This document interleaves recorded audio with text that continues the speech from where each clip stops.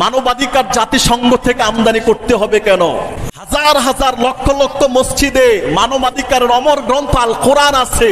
যেখানে কোরআনের মতো মানবাধিকার আছে, সেখানে পশ্চিমাদের মানবাধিকারের কোনো দরকার বাংলার জমিনে নাই। ঠিক না ঠিক কথা বলে? পশ্চিমাদের মানবাধিকার মুসলমানরা লাথি মারে, এই মানবাধিকারের দরকার নেই। মানবাধিকার করার পশ্চিমাদের এই এজেন্ডা হলো ওদের কৃষ্টি কালচার, অসভ্যতা, ট্রান্সজেন্ডার, সমকামিতা, বাক স্বাধীনতার নামে নাস্তিকদেরকে আস্ফালন দেওয়া, বাক স্বাধীনতার নামে নাস্তিকদেরকে উস্কিয়ে দেওয়া, আর ধর্মপ্রাণ মুসলমানদেরকে জঙ্গি নামে ট্যাগ দিয়ে আমাদের দেশটাকে অদূর ভবিষ্যতে সিরিয়া করে দেওয়া ষড়যন্ত্র ছাড়া আর কিছু নয়। ঠিক না বেঠিক কথা বলে? ঢাকা বিশ্ববিদ্যালয়ের ছাত্ররা লাল কার্ড দেখিয়েছে জাতিসংঘকে। জাতিকে সজাগ থাকতে হবে। দিল্লির আধিপত্য যেরকম আমাদের দরকার নেই, ওয়াশিংটনের আধিপত্য আমাদের দরকার নেই। আমাদের চাহিদা মুহাম্মদুর রাসূলুল্লাহর আধিপত্য চাই, কোরআনের আধিপত্য চাই। ইনসাফ, নীতি, নৈতিকতার আধিপত্য ছাড়া কারো আধিপত্য এই বাঙালি মুসলমান বিশ্বাস করে না। ঠিক না বেঠিক কথা বলেন? মানবাধিকারের নামে ইন্টারিম সরকার, অন্তর্বর্তীকালীন সরকার জাতিসংঘের মানবাধিকার কার্যালয় বাংলাদেশে প্রতিষ্ঠিত করার খসড়া অনুমোদন দিয়ে দিয়েছে। এটা আমাদের জন্য সুস্থ নাগরিক যারা, সচেতন নাগরিক যারা, চাই সে যে কোনো ধর্মেরই হোক, মুসলমান, আলেম ওলামা, এক বাক্যে এটাকে প্রত্যাখ্যান করেছে। একটা বিদেশি সংস্থার সাথে এইরকম দেশের সার্বভৌমত্ব বিনষ্টকারী চুক্তি ইন্টারিম সরকার কোনোভাবেই এই চুক্তি করতে পারে না, তার এই অধিকারটাই নাই। ঠিক না বেঠিক কথা বলেন? একটা ভয়াল থাবা বিদেশ থেকে আমদানি করার পায়তারা চলছে। কিন্তু আমরা এমন এক স্বয়ংসম্পন্ন জাতি, কারো দরবারে কারো দুয়ারে ভিক্ষার হাত না পাতলেও আমাদের দেশের 18 কোটি জনগণের 36 কোটি হাতের এমন শক্তি, গোটা পৃথিবীর দেশ বিদেশে এদের একটা প্রভাব তৈরি হয়ে গেছে। কারো কাছে ভিক্ষার হাত পেতে বাংলার মানুষকে, বাংলাদেশিদেরকে জীবন ধারণ করতে হবে, অন্তত এই পরিস্থিতি আমাদের বর্তমানে নাই। আপনি কার আশীর্বাদ নিতে চান?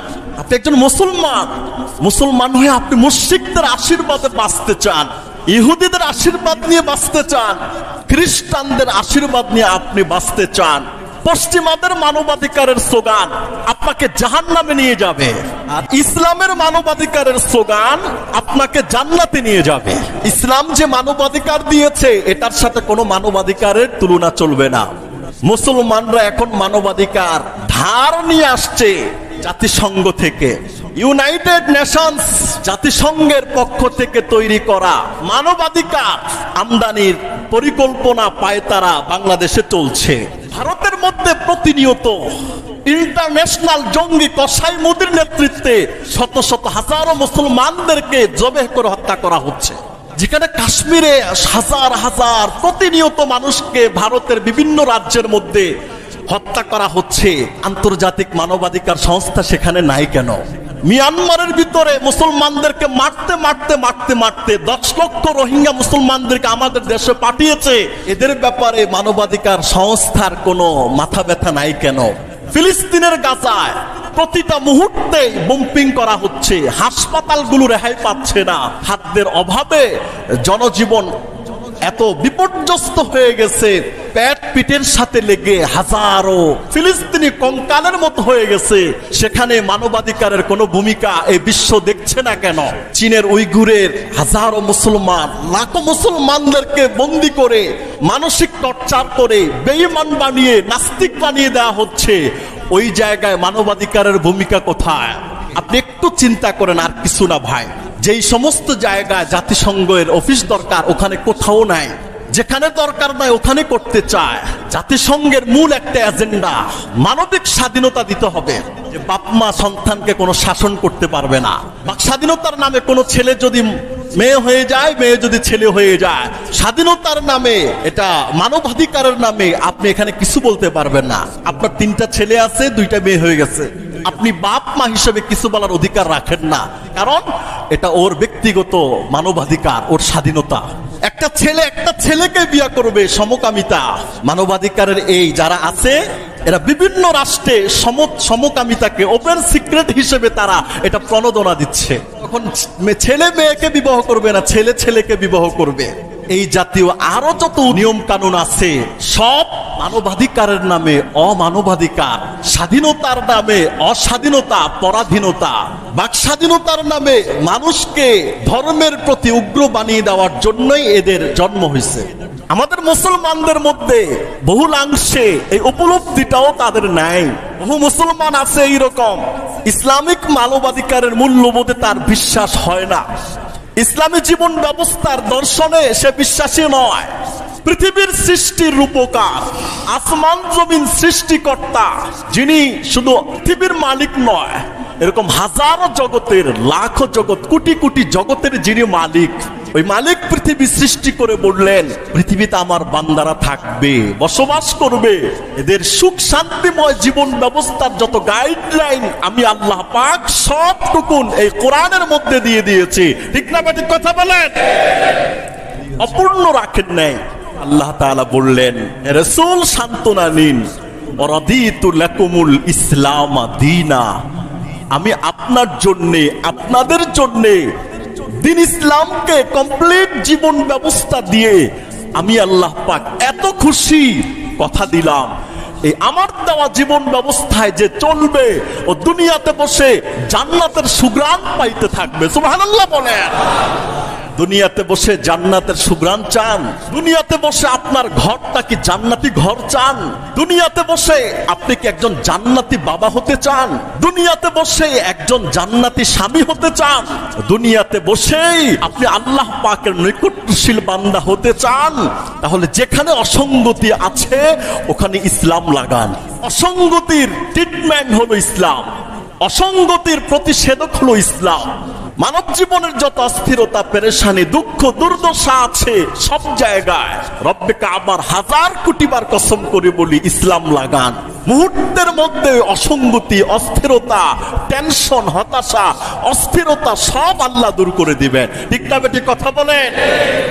ইসলাম এমন একটা ধর্ম, মুসলমান এমন একটি জাতি, ইমানদার এমন একটি সম্প্রদায়, জন্ম থেকে মৃত্যুর আগ পর্যন্ত কোন নিয়ম নীতি, আইন কানুন হাওলাত করার জন্য কাফের, মুশরিক, বেঈমানদের কাছে যেতে হয় না।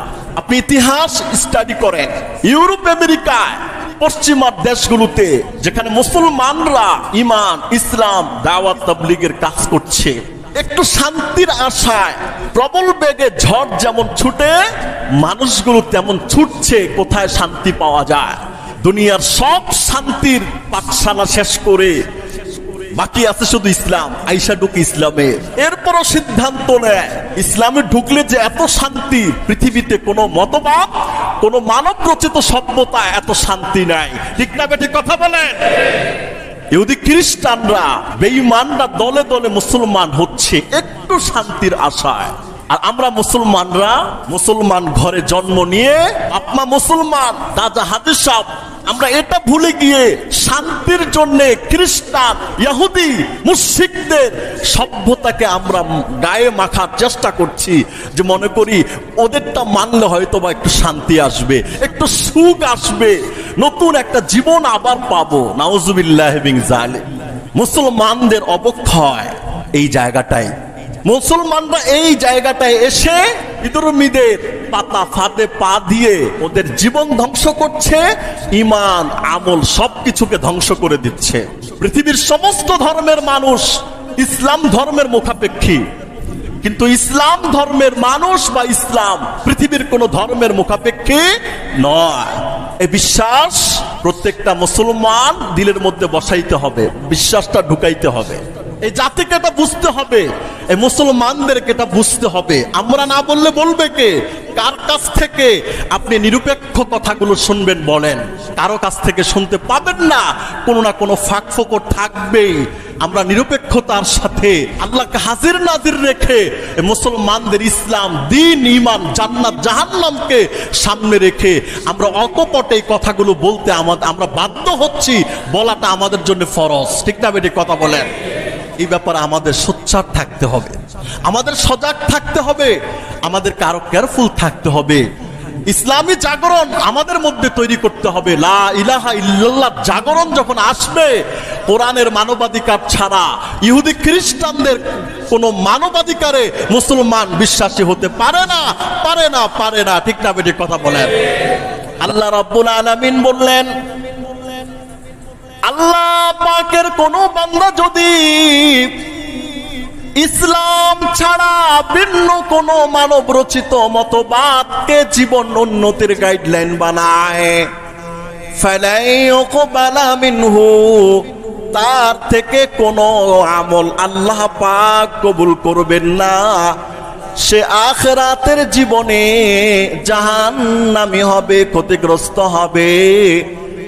মুসলমান ইসলাম ছাড়া কোন জীবন আদর্শকে উন্নতি অগ্রগতির গাইডলাইন বানাতে পারে না।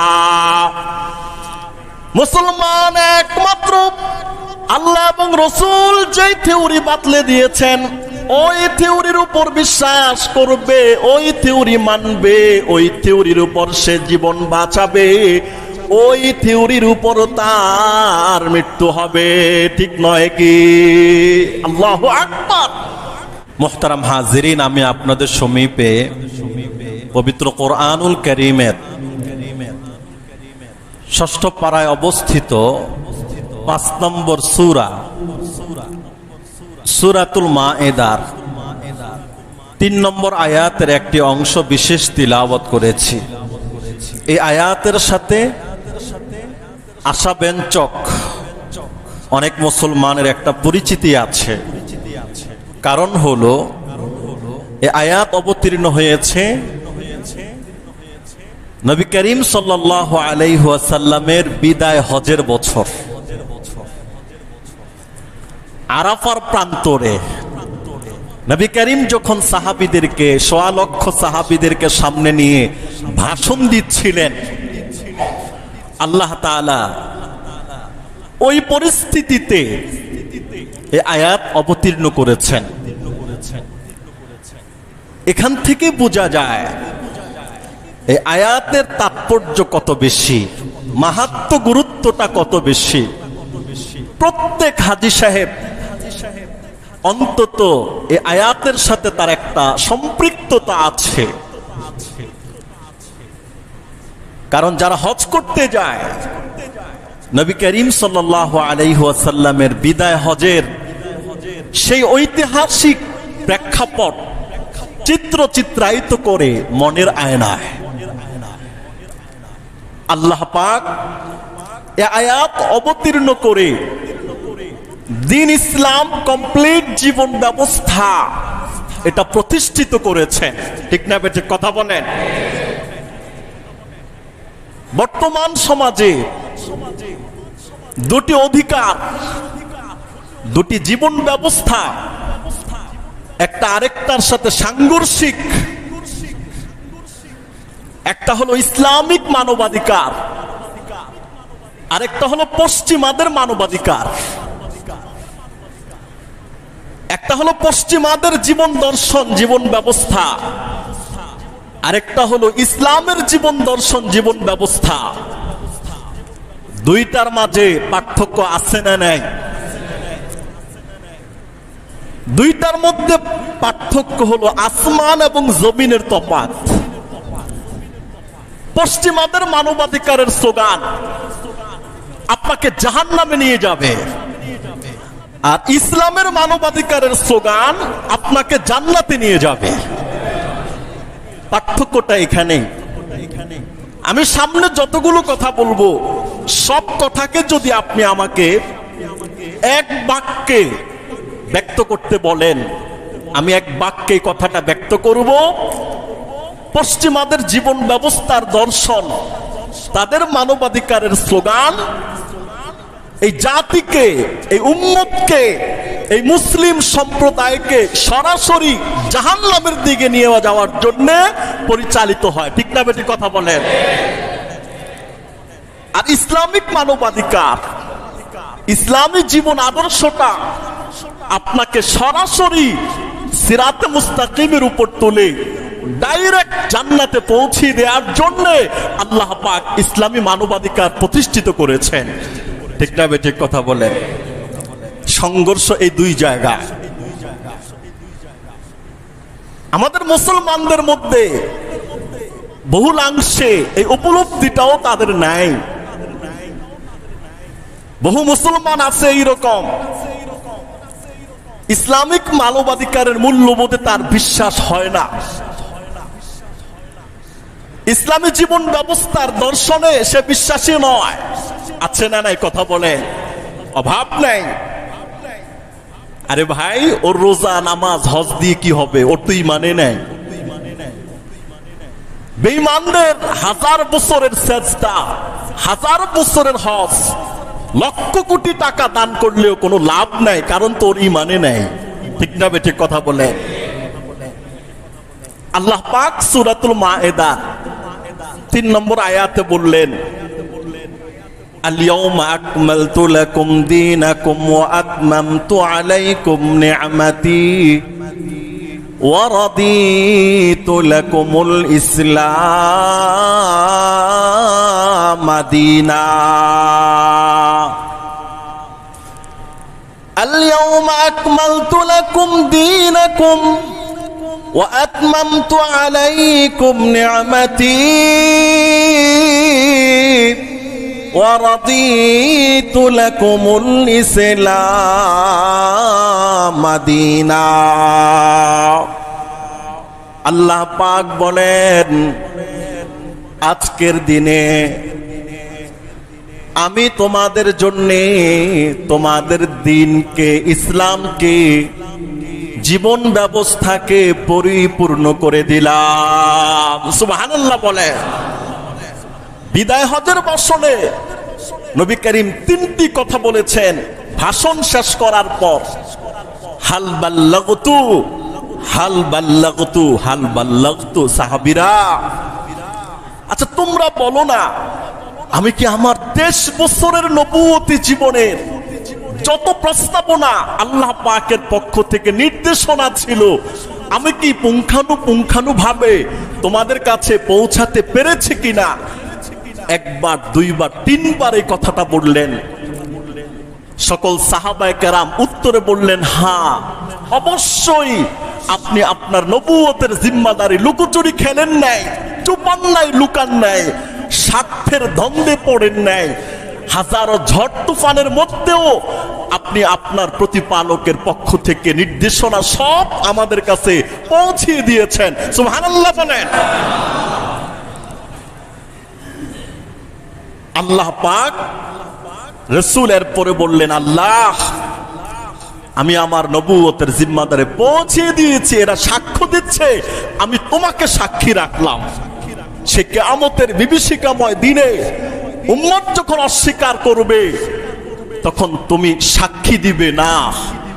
সবাই স্বীকৃতি দিয়েছে যে নবী তার দায়িত্ব পৌঁছিয়ে দিয়েছেন, সাহাবারা স্বীকৃতি দিয়েছে, সবচেয়ে শ্রেষ্ঠ সাক্ষী কে? আল্লাহ। ওই মুহূর্তে আয়াত অবতীর্ণ হয়েছে, আমি তোমাদের জন্য তোমাদের জীবন ব্যবস্থাকে পরিপূর্ণ করে দিলাম, বাদ নাই কিছু। জীবন ব্যবস্থা দিয়েছেন কে? আল্লাহ। পৃথিবীর সৃষ্টির রূপকার, আসমান জমিন সৃষ্টিকর্তা, যিনি শুধু পৃথিবীর মালিক নয়, এরকম হাজারো জগতের, লাখো জগৎ, কোটি কোটি জগতের যিনি মালিক, ওই মালিক পৃথিবী সৃষ্টি করে বললেন, পৃথিবীতে আমার বান্দারা থাকবে, বসবাস করবে, এদের সুখ শান্তিময় জীবন ব্যবস্থার যত গাইডলাইন আমি আল্লাহ পাক সবটুকুন এই কোরআনের মধ্যে দিয়ে দিয়েছি। ঠিক না ঠিক কথা বলেন? গাইডলাইন কোরআন দিয়েছেন, অপূর্ণ রাখেন নাই। নবী করিমকে সান্ত্বনা দিলেন। এরপর আল্লাহ তাআলা বললেন, হে রাসূল সান্ত্বনা নিন, রাদিতু লাকুমুল ইসলাম দীনা, আমি আপনার জন্য, আপনাদের জন্য দিন ইসলামকে কমপ্লিট জীবন ব্যবস্থা দিয়ে আমি আল্লাহ পাক এত খুশি, কথা দিলাম এই আমার দেওয়া জীবন ব্যবস্থায় যে চলবে, ও দুনিয়াতে বসে জান্নাতের সুগ্রাণ পাইতে থাকবে। সুবহানাল্লাহ বলেন। দুনিয়াতে বসে জান্নাতের সুঘ্রাণ চান? দুনিয়াতে বসে আপনার ঘরটা কি জান্নাতি ঘর চান? দুনিয়াতে বসে আপনি কি একজন জান্নাতি বাবা হতে চান? দুনিয়াতে বসে একজন জান্নাতি স্বামী হতে চান? দুনিয়াতে বসেই আপনি আল্লাহ পাকের নৈকট্যশীল বান্দা হতে চান? তাহলে যেখানে অসঙ্গতি আছে ওখানে ইসলাম লাগান। অসঙ্গতির ট্রিটমেন্ট হলো ইসলাম, অসঙ্গতির প্রতিষেধক হলো ইসলাম। ইসলাম লাগান। কাটা ছেঁড়া গেলে আমরা কি লাগাই? ব্যান্ডেজ লাগাই, ঔষধ লাগাই, কাটা ছেঁড়াটা ভালো হয়ে যায়। মানব জীবনের যত অস্থিরতা, পেরেশানি, দুঃখ, দুর্দশা আছে সব জায়গায় রব্বে কাবার 1000 কোটি বার কসম করে বলি, ইসলাম লাগান। মুহূর্তের মধ্যে অসঙ্গতি, অস্থিরতা, টেনশন, হতাশা, অস্থিরতা সব আল্লাহ দূর করে দিবেন। ঠিক না বেটি কথা বলেন? এই মেমোরিটা প্রত্যেক মুমিন মুসলমানের দিলে আসতে হবে। হয়তোবা আমরা আল্লাহর দেওয়া জীবন ব্যবস্থার সবকিছুকে ফলো করতে পারছি না, সম্ভব হচ্ছে না কোনো না কোনো কারণে। কিন্তু কোনো সন্দেহ আছে এটাই যে মুক্তির একমাত্র গাইডলাইন? কোনো সন্দেহ আছে? কোনো সন্দেহ নাই। ইসলাম এমন একটা ধর্ম, মুসলমান এমন একটি জাতি, ইমানদার এমন একটি সম্প্রদায়, জন্ম থেকে মৃত্যুর আগ পর্যন্ত কোন নিয়ম নীতি, আইন কানুন হাওলাত করার জন্য কাফের, মুশরিক, বেঈমানদের কাছে যেতে হয় না। ঠিক না বেটি কথা বলে? আপনি ইতিহাস স্টাডি করেন, ইউরোপ, আমেরিকায়, পশ্চিমা দেশগুলোতে যেখানে মুসলমানরা ইমান, ইসলাম, দাওয়াত, তাবলীগের কাজ করছে, একটু শান্তির আশায় প্রবল বেগে ঝড় যেমন ছুটে, মানুষগুলো তেমন ছুটছে কোথায় শান্তি পাওয়া যায়। দুনিয়ার সব শান্তির পাঠশালা শেষ করে বাকি আছে শুধু ইসলাম, আইসা ঢুকে ইসলামে। এরপরও সিদ্ধান্ত নেয় ইসলামে ঢুকলে যে এত শান্তি, পৃথিবীতে কোনো মতবাদ, কোনো মানব রচিত সভ্যতা এত শান্তি নাই। ঠিক না বেটি কথা বলেন? ইহুদি খ্রিস্টানরা, বেঈমানরা দলে দলে মুসলমান হচ্ছে একটু শান্তির আশায়। আর আমরা মুসলমানরা, মুসলমান ঘরে জন্ম নিয়ে, বাপমা মুসলমান, দাদা হাদিস সাহেব, আমরা এটা ভুলে গিয়ে শান্তির জন্য খ্রিস্টান, ইহুদি, মুশরিকদের সভ্যতাকে আমরা গায়ে মাখার চেষ্টা করছি, যে মনে করি ওদেরটা মানলে হয়তো বা একটু শান্তি আসবে, একটু সুখ আসবে, নতুন একটা জীবন আবার পাবো। নাউজুবিল্লাহ মিন যালিক। মুসলমানদের অবক্ষয় এই জায়গাটাই। মুসলমানরা এই জায়গাটায় এসে বিধর্মীদের পাতা ফাঁদে পা দিয়ে ওদের জীবন ধ্বংস করছে, ইমান, আমল সবকিছুকে ধ্বংস করে দিচ্ছে। ঠিক না বেটি কথা বলে? আল্লাহু আকবার। তাহলে ইসলাম যে কমপ্লিট জীবন ব্যবস্থা, এটার মধ্যে কি কোনো সন্দেহ আছে? কোরআনুল কারীমের 3 নম্বর সূরা, সূরা আলে ইমরান 85 নম্বর আয়াত আল্লাহ বলেছেন, وَمَن يَبْتَغِ غَيْرَ الْإِسْلَامِ دِينًا فَلَن يُقْبَلَ مِنْهُ وَهُوَ فِي الْآخِرَةِ لَمِنَ الْخَاسِرِينَ। আল্লাহ রাব্বুল আলামিন বললেন, আল্লাহ পাকের কোন বান্দা যদি ইসলাম ছাড়া ভিন্ন কোন মানব রচিত মতবাদকে জীবন উন্নতির গাইডলাইন বানায়, ফালাইয়ুকবালা মিনহু, তার থেকে কোন আমল আল্লাহ পাক কবুল করবেন না। সে আখিরাতের জীবনে জাহান্নামী হবে, ক্ষতিগ্রস্ত হবে। মুসলমান ইসলাম ছাড়া কোন জীবন আদর্শকে উন্নতি অগ্রগতির গাইডলাইন বানাতে পারে না। মুসলমান একমাত্র আল্লাহ এবং রসুল যে থিওরি বাতলে দিয়েছেন ওই থিওরির উপর বিশ্বাস করবে, ওই থিওরি মানবে, ওই থিওরির উপর সে জীবন বাঁচাবে, ওই থিওরির উপর তার মৃত্যু হবে। ঠিক নয় কি? আল্লাহু আকবার। আর কেমনে বললে বুঝবেন বলেন? পশ্চিমা ইসলাম এত মানবাধিকার দিয়েছে। আমি ওই যে কথাটা বলছিলাম যে মুসলমান নীতি নৈতিকতার জন্য কোন ধর্মের মানুষের কাছ থেকে কোনো হাওলা টানতে হয় না, উল্টো শত শত হাজারো লাখ কোটি বিধর্মীরা একটু শান্তির আশায় ইসলামের কাছে এসে বসে থাকে। আমরা স্বয়ং সম্পন্ন জাতি, কারো প্রতি আমরা মুহতাজ নই। অন্য সবাই আমাদের মুহতাজ, ইসলামের মুহতাজ। আল্লাহ পাক হলেন হুয়াস সামাদ, তিনি কোন জিনিসের মুখাপেক্ষী নয়। আর গোটা পৃথিবীর সমস্ত মানব দানব কার মুখাপেক্ষী? আল্লাহর মুখাপেক্ষী। আর ওই আল্লাহ পাকের থেকে যে ধর্ম আসছে, জীবন ব্যবস্থা আসছে, পৃথিবীর সমস্ত ধর্মের মানুষ ইসলাম ধর্মের মুখাপেক্ষী। কিন্তু ইসলাম ধর্মের মানুষ বা ইসলাম পৃথিবীর কোন ধর্মের মুখাপেক্ষী নয়। এই বিশ্বাস প্রত্যেকটা মুসলমান দিলের মধ্যে বসাইতে হবে, বিশ্বাসটা ঢুকাইতে হবে। ইসলাম যে মানবাধিকার দিয়েছে, এটার সাথে কোনো মানবাধিকারের তুলনা চলবে না। ইসলামের মানবাধিকারের সাথে কোনো মানবাধিকার চলে না। ইসলাম একমাত্র মানবাধিকার প্রতিষ্ঠা করেছে। মুসলমানরা এখন মানবাধিকার ধার নিয়ে আসছে জাতিসংঘ থেকে। ইউনাইটেড নেশনস জাতিসংঘের পক্ষ থেকে তৈরি করা মানবাধিকার আমদানির পরিকল্পনা পায়তারা বাংলাদেশে চলছে।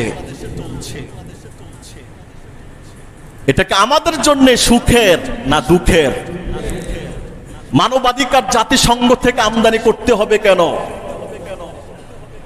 হাজার হাজার লক্ষ লক্ষ মসজিদে মানবাধিকারের অমর গ্রন্থ আল কোরআন আছে।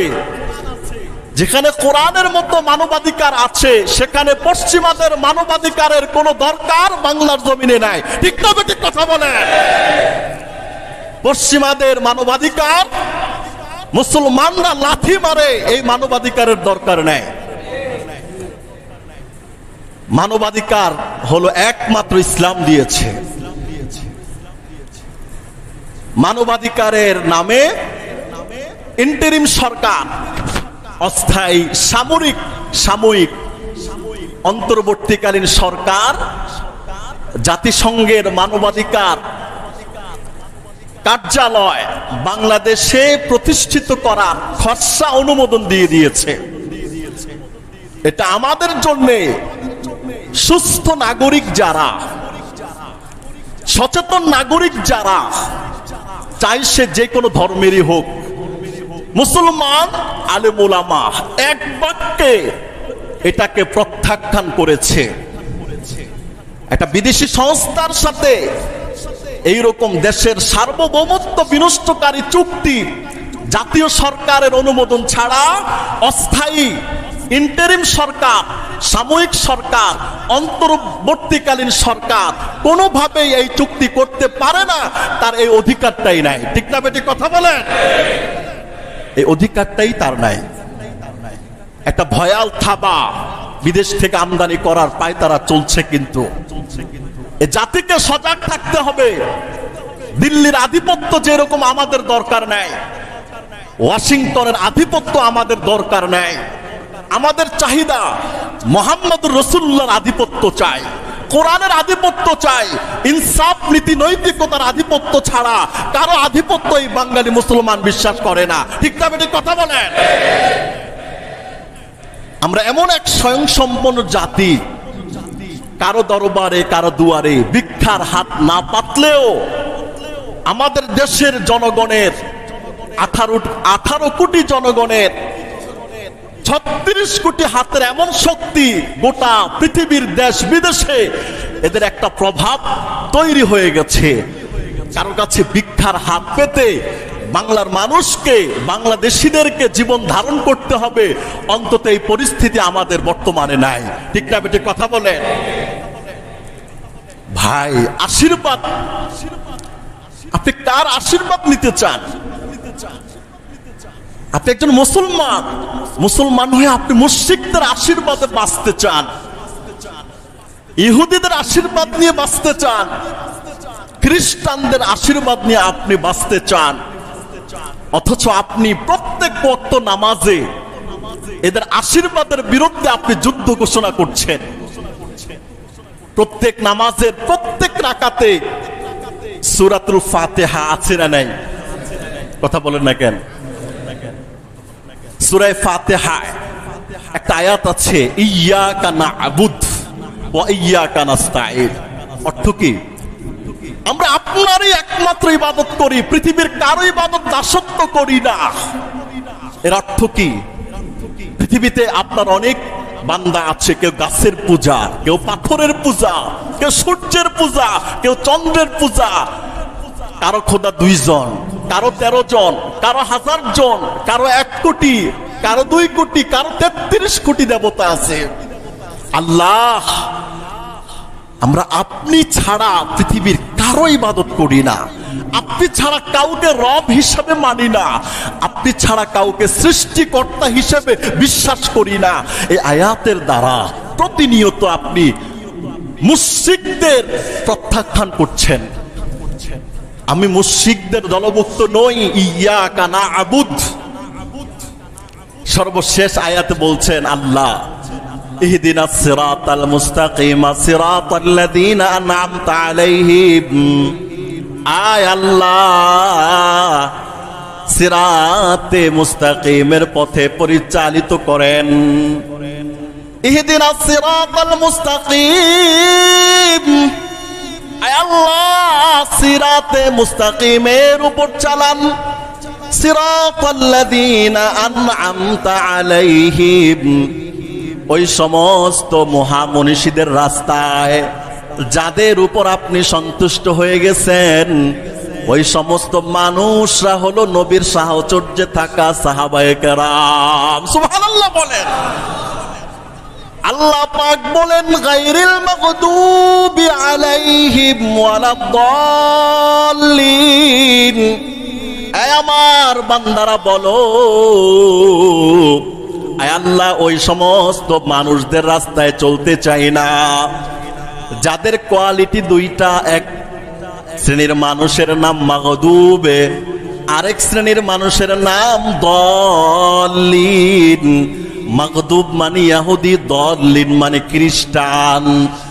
আয় রব্বুল আলামিন, আপনার কাছে সিরাতে মুস্তাকিম চাই, তবে ইহুদি খ্রিস্টানদের পথে চলতে চাই না, তাদের জীবন আদর্শ মানি না, তাদের সংস্কৃতি গ্রহণ করতে চাই না। মাবুদ গো, সাহাবায়ে কেরামদের সিরাতে মুস্তাকিমের উপর পরিচালিত করেন। প্রত্যেক ওয়াক্তে, প্রত্যেক রাকাতে আমরা ইহুদি খ্রিস্টান মুশরিকদের জীবন ব্যবস্থা থেকে আল্লাহর কাছে পানাহ চাইতেছি। কারণ এদের জীবন ব্যবস্থা গ্রহণ করার অর্থই হলো দুনিয়ায় থেকে জাহান্নামের অশান্তির আগুন নিজের গায়ে লাগিয়ে দেওয়া। ঠিক না বেটি কথা বলেন? আর কেমনে বললে বুঝবেন? হাওলাত করার কিছু নাই। মুশরিকদের থেকে পানাহ, খ্রিস্টান ইহুদিদের থেকে পানাহ চাই আমরা। সেখানে universal declarations of human rights, মানবাধিকারের সার্বজনীন ঘোষণাপত্র, এটা এই দেশে চালু করার পায়তারা চলছে। আমি সূক্ষ্মভাবে বলি, এটা বলার কেন প্রয়োজনীয়তা অনুভব করছি, যারা স্কুল পড়ুয়া, ভার্সিটি পড়ুয়া, ইসলামের সাথে এদের সামঞ্জস্যতা না থাকার কারণে যখনই বলা হয় মানবাধিকার, আন্তর্জাতিক মানবাধিকার, তো মেমোরিতে এটা আসে, মানে যেখানে মানুষের অধিকার হরণ করা হয় তারা অধিকার উদ্ধার করে দেয়। যেখানে মানুষরা নিগৃহীত, নির্যাতিত, নিষ্পেষিত, তারা সেখান থেকে মানুষকে পুনর্বাসন করে একটা সুস্থ জীবনের দিকে ফিরিয়ে আনে। স্বাভাবিক দৃষ্টি এটাই বোঝায়, কারণ আন্তর্জাতিক মানবাধিকার সংস্থা। ইতিহাস কি বলে? 1948 সালে মানবাধিকার সংস্থার জন্ম হয়েছে। 1945 সালে জাতিসংঘের প্রতিষ্ঠা হয়েছে। 77 বছরে আপনি এবার হিসেব করেন, জাতিসংঘের অধীনে আন্তর্জাতিক মানবাধিকার সংস্থার প্রায় 193টা সদস্য দেশ আছে। তার মধ্যে অফিসিয়ালি কার্যালয় আছে প্রায় 17 থেকে 16টা, আঞ্চলিক কার্যালয় আছে 13টা। এবার আপনি পৃথিবীর ভৌগোলিক চিত্রের দিকে তাকান। যে সমস্ত দেশে মানবাধিকার কার্যালয়, এটার মূল প্রতিপাদ্য বিষয় হলো ভাই, এরা একটা যুদ্ধ কবলিত দেশ, পারস্পরিক এরা গৃহযুদ্ধে লিপ্ত আছে। এখান থেকে এই প্রজন্মকে উদ্ধার করতে হবে, এজন্য মানবাধিকার সংস্থা সেখানে প্রতিষ্ঠিত করা হয়। এবার আপনি দেখেন, যেই সমস্ত দেশে আছে, আফ্রিকার অনেক গরিব রাষ্ট্রের মধ্যে এটার অফিস আছে, ফিলিস্তিনের মধ্যে এটার অফিস আছে, এরকম বিভিন্ন দুর্বল রাষ্ট্রের মধ্যে অফিস আছে যেখানে মানবাধিকার চরমভাবে লঙ্ঘন হচ্ছে। আচ্ছা, বাংলাদেশে ওই রকম যুদ্ধ বিধ্বস্ত, যুদ্ধ কবলিত, এরপরে বাংলাদেশের মধ্যে গৃহযুদ্ধ, যেই সমস্ত কারণে মানবাধিকার তারা জন্ম দিতে চায়, এরকম কোন কারণ কি আমাদের দেশে আছে ভাই? কথা বলেন, আছে? যেগুলো আমাদের দেশে নাই, ওটা বিদেশ থেকে আমদানি করার অর্থই হলো ডালমে কুচ কালা হয়। ভারতের মধ্যে প্রতিনিয়ত ইন্টারন্যাশনাল জঙ্গি কসাই মোদির নেতৃত্বে শত শত হাজারো মুসলমানদেরকে জবেহ করে হত্যা করা হচ্ছে। আরেকটা খবর জানবেন, ভারতের 1500 মসজিদের ভিতরে আজান দেওয়া নিষেধ। এক সপ্তাহ আগের রিপোর্ট। কেন? আজানের দ্বারা সাম্প্রদায়িক উস্কানি দেওয়া হয়, আজান শব্দ দূষণের কাজ করে। 2 সপ্তাহ আগের রিপোর্টে 1500 মসজিদের আজান বন্ধ করে দিয়েছে। যেখানে কাশ্মীরে হাজার হাজার প্রতিনিয়ত মানুষকে ভারতের বিভিন্ন রাজ্যের মধ্যে হত্যা করা হচ্ছে, আন্তর্জাতিক মানবাধিকার সংস্থা সেখানে নাই কেন? মিয়ানমারের ভিতরে মুসলমানদেরকে মারতে মারতে মারতে মারতে 10 লক্ষ রোহিঙ্গা মুসলমানদেরকে আমাদের দেশে পাঠিয়েছে, 5-6 বছর হয়ে গেছে। এদের ব্যাপারে মানবাধিকার সংস্থার কোনো মাথা ব্যথা নাই কেন? ফিলিস্তিনের গাজায় প্রতিটা মুহূর্তে বোম্পিং করা হচ্ছে, হাসপাতালগুলো রেহাই পাচ্ছে না, খাদ্যের অভাবে জনজীবন এত বিপর্যস্ত হয়ে গেছে, পেট পিটের সাথে লেগে হাজারো ফিলিস্তিনি কঙ্কালের মতো হয়ে গেছে। সেখানে মানবাধিকারের কোনো ভূমিকা এই বিশ্ব দেখছে না কেন? চীনের উইঘুরের হাজারো মুসলমান, লাখো মুসলমানদেরকে বন্দী করে মানসিক টর্চার করে বেঈমান বানিয়ে নাস্তিক বানিয়ে দেওয়া হচ্ছে। ওই জায়গায় মানবাধিকারের ভূমিকা কোথায়? তাহলে বুঝা গেল মানবাধিকার করার পশ্চিমাদের এই এজেন্ডা হলো ওদের কৃষ্টি কালচার, অসভ্যতা, ট্রান্সজেন্ডার, সমকামিতা, বাক স্বাধীনতার নামে নাস্তিকদেরকে আস্ফালন দেওয়া, বাক স্বাধীনতার নামে নাস্তিকদেরকে উস্কিয়ে দেওয়া, আর ধর্মপ্রাণ মুসলমানদেরকে জঙ্গি নামে ট্যাগ দিয়ে আমাদের দেশটাকে অদূর ভবিষ্যতে সিরিয়া করে দেওয়া ষড়যন্ত্র ছাড়া আর কিছু নয়। ঠিক না বেটি? কথা বলে। ঢাকা বিশ্ববিদ্যালয়ের ছাত্ররা লাল কার্ড দেখিয়েছে জাতিসংঘকে। আপনি একটু চিন্তা করেন, আর কিছু না ভাই। যেই সমস্ত জায়গায় জাতিসংঘের অফিস দরকার ওখানে কোথাও নাই, যেখানে দরকার নাই ওখানে করতে চায়। জাতিসংঘের মূল একটা এজেন্ডা মানবিক স্বাধীনতা দিতে হবে। বাবা ছেলে মেয়েকে শাসন করবে, এই স্বাধীনতা থাকবে না। বাবা এখন ছেলে মেয়েকে শাসন করে না, স্কুলে যাস নাই কেন, সিগারেট খাস কেন, খারাপ ছেলেদের সাথে চলস কেন। বাবা একবার, দুইবার, তিনবার, চারবার বলার পরে ছেলেকে থাপড়ানো দেয়, মা তাকে ঝাড়ু পিটায় দরজা থেকে বের করে দেয়। আচ্ছা, এই শিক্ষা, এই ধরনের এই প্রশিক্ষণ, আদব কায়দা বাপমা সন্তানকে দেওয়ার অধিকার ইসলামে আসেনি। ইসলামে যেমন আছে, আমাদের দেশের নাগরিক হিসেবে অধিকার আছে। কিন্তু এই কয়েকদিন আগে দেখেছেন আপনারা, এক ইংলিশ মিডিয়ামে পড়ুয়া মেয়ে বাপমার নামে মামলা করেছে হাইকোর্টে। কেন মামলা করেছে? বাপমা তাকে শাসন করে। এই মেয়েটা তার নিজের স্বাধীনতা মতো চলতে পারে না। রাত্রে কয়টায় আসলো বাপমা জিগায়, মায় থাপ্পড় দেয়, ঘর থেকে বের হইতে দেয় না। তার বাক স্বাধীনতা নষ্ট করছে বাপমা। বাপমার শাসনের ঊর্ধ্বে চলতে চায়, এজন্য সে মামলা করেছে বাপমার নামে। এই বিদেশি সংস্থাগুলো এটা চায়। বাক স্বাধীনতার নামের অর্থ কি? যে বাপমা সন্তানকে কোনো শাসন করতে পারবে না। বাক স্বাধীনতার নামে কোনো ছেলে যদি মেয়ে হয়ে যায়, মেয়ে যদি ছেলে হয়ে যায়, স্বাধীনতার নামে, এটা মানবাধিকারের নামে আপনি এখানে কিছু বলতে পারবেন না। আপনার 3টা ছেলে আছে, 2টা মেয়ে হয়ে গেছে, আপনি বাপ মা হিসেবে কিছু বলার অধিকার রাখেন না, কারণ এটা ওর ব্যক্তিগত মানবাধিকার, ওর স্বাধীনতা। একটা ছেলে একটা ছেলেকে বিয়ে করবে, সমকামিতা। মানবাধিকারের এই যারা আছে, এরা বিভিন্ন রাষ্ট্রে সমকামিতাকে ওপেন সিক্রেট হিসেবে তারা এটা প্রণোদনা দিচ্ছে। সমকামিতা, তখন ছেলে মেয়েকে বিবাহ করবে না, ছেলে ছেলেকে বিবাহ করবে। এই জাতীয় আরো যত উদ্ভুত নিয়ম কানুন আছে, সব মানবাধিকারের নামে অমানবাধিকার, স্বাধীনতার নামে অস্বাধীনতা, পরাধীনতা, বাক স্বাধীনতার নামে মানুষকে ধর্মের প্রতি উগ্র বানিয়ে দেওয়ার জন্যই এদের তৈরি, এদের জন্ম হয়েছে। এই জাতিকে এটা বুঝতে হবে, এই মুসলমানদেরকে এটা বুঝতে হবে। আমরা না বললে বলবে কে? কার কাছ থেকে আপনি নিরপেক্ষ কথাগুলো শুনবেন বলেন? কারো কাছ থেকে শুনতে পাবেন না, কোনো না কোনো ফাঁক ফোকর থাকবেই। আমরা নিরপেক্ষতার সাথে আল্লাহকে হাজির নাজির রেখে মুসলমানদের ইসলাম, দ্বীন, ঈমান, জান্নাত, জাহান্নামকে সামনে রেখে আমরা অকপটে এই কথাগুলো বলতে আমরা বাধ্য হচ্ছি। বলাটা আমাদের জন্য ফরজ, ঠিক না বেটি? কথা বলেন।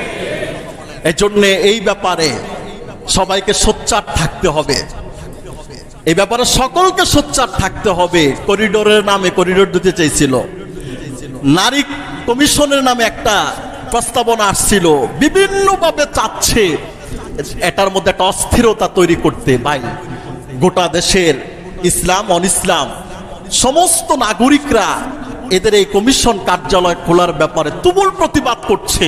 লাগাতার 1 মাস যাবত প্রতিবাদ চলছে ঢাকা, দেশের বিভিন্ন জায়গায়। এই ব্যাপারে আমাদের সোচ্চার থাকতে হবে, আমাদের সজাগ থাকতে হবে, আমাদেরকে আরো কেয়ারফুল থাকতে হবে।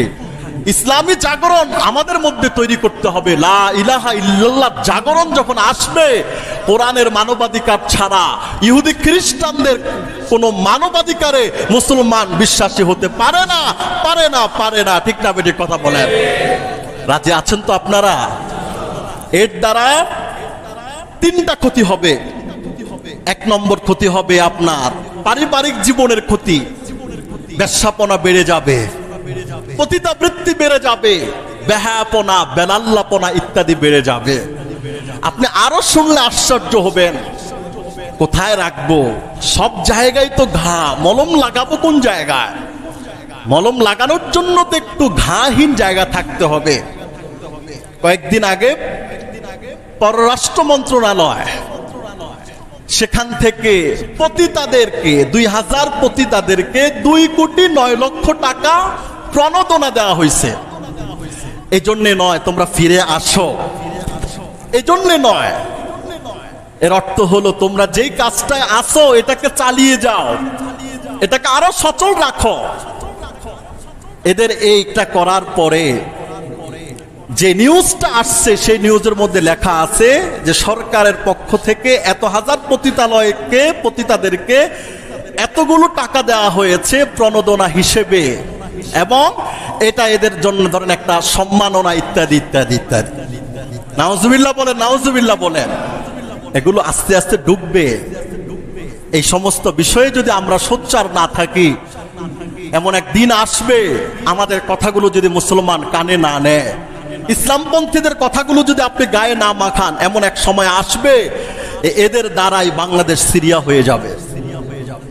বাংলাদেশ এটা যুদ্ধ বিধ্বস্ত দেশে রূপান্তরিত করবে, মানুষের অধিকারের নামে অনধিকার বানিয়ে দেওয়া হবে। ইউরোপ আমেরিকার চিত্র দেখার জন্য সেখানে যেতে হবে না, বাংলাদেশের রাস্তার আনাচে কানাচে অলি এবং গলি ইউরোপ আমেরিকার মতো হয়ে যাবে। নাউজুবিল্লাহ বলে নাউজুবিল্লাহ।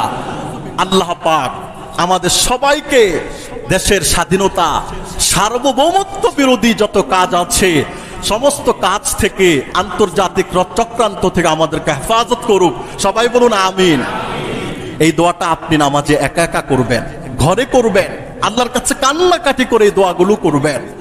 আমরা যেন বাংলাদেশের স্বাধীনতার সার্বভৌমত্ব আমরা রক্ষা করতে পারি, আপসহীনভাবে যেন প্রত্যেক বাংলাদেশে হাতে হাত রেখে তাদের জীবন যৌবনের উন্নতি ঘটাইতে পারি।